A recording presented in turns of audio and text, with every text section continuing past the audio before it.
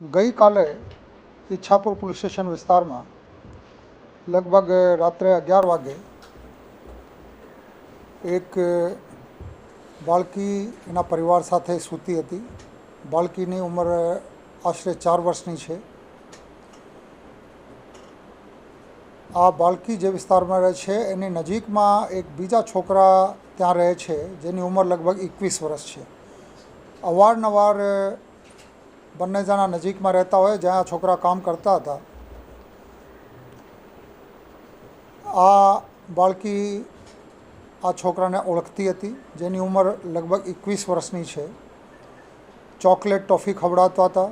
ગઈકાલે રાત્રે આ નાની બેબી જ્યારે એના પરિવાર સાથે સૂતી હતી ત્યારે એને ઉપાડીને લઈ ગયા અને દુષ્કર્મ એની સાથે આચર્યું.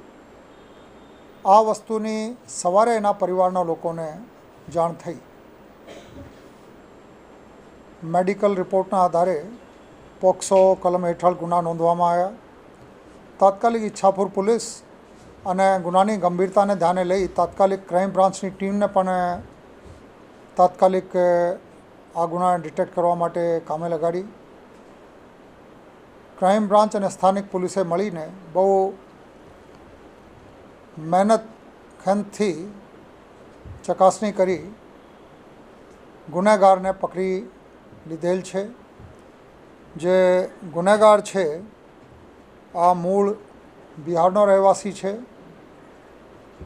જે પરિવારની દીકરી ભોગ બનેલ છે આ પરિવાર પણ ગુજરાત બહારના છે, મજૂરી કામ કરે છે.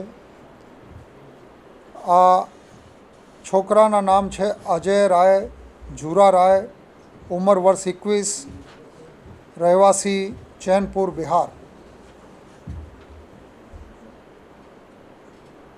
पुलिस द्वारा तमाम औद्योगिक विस्तारों में रहता परिवारों ने वारंवार जागृति माटे कार्यक्रमों गोठववामां आवे छे. दरेक पुलिस स्टेशननी अमारी शी टीमों दरेक विस्तारमां जाए छे, परंतु आ प्रकारना गुनाहित मानस धरावता ईसमो જ્યારે પણ આ પ્રકારના ગુના આચરે છે, પોલીસ પ્રથમ પ્રાથમિકતા ઉપર સંપૂર્ણ ગંભીરતાથી તમામ ટીમોને કામે લગાડી એને ઉકેલવા માટે પ્રયાસ કરતી હોય છે. બાળકી હેમખેમ છે, એની તબિયત સારી છે, એના પરિવાર સાથે છે. આ છોકરાને અટક કરી લેવામાં આવ્યા છે. સંપૂર્ણ રીતે તપાસ કરવામાં આવી છે. આ તપાસ વહેલામાં વહેલી તકે તમામ પુરાવા સાથે પૂર્ણ કરવામાં આવશે અને ગુનાની ચાર્જશીટ કરી વહેલામાં વહેલી તકે એને કડકમાં કડક શિક્ષા થાય આના માટે પ્રયાસ કરવામાં આવશે.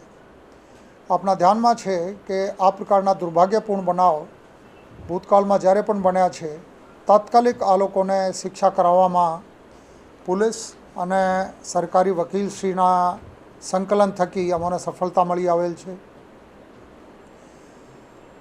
જે ગરીબ પરિવારમાં માતા પિતા બંને મજૂરી કામ કરતા હોય અને છોકરાઓ એકલા ઘરે રહેતા હોય એવા છોકરાઓ માટે અમે સચિન અને પાંડેસરા વિસ્તારમાં ડે કેર સેન્ટર શરૂ કરેલા છે, જે લગભગ 2 વર્ષથી બહુ સારી રીતે કામ કરી રહ્યા છે.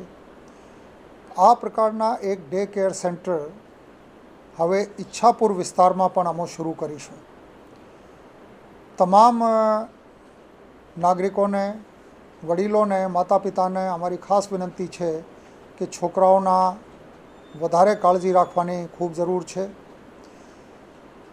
દરરોજ જે છોકરાઓ કોઈપણ કારણસર ઘરથી ગુમ થઈ જાય છે, સરેરાશ દરરોજ 1 કે 2 આ પ્રકારના છોકરાઓ જ્યારે પણ ગુમ થાય છે, કોઈ જગ્યાએ મળે છે, તાત્કાલિક પ્રથમ પ્રાથમિકતા ઉપર પીસીઆરને જેમ જાણવા મળે છે 100 નંબર ઉપરથી તાત્કાલિક પીસીઆર પહોંચે છે અને શોધખોળ કરીને એના સાચા માતા પિતા સુધી આ બાળકોને પહોંચાડવામાં આવે છે.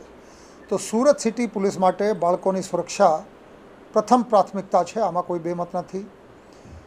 આ ગુના ડિટેક્ટ થયા છે.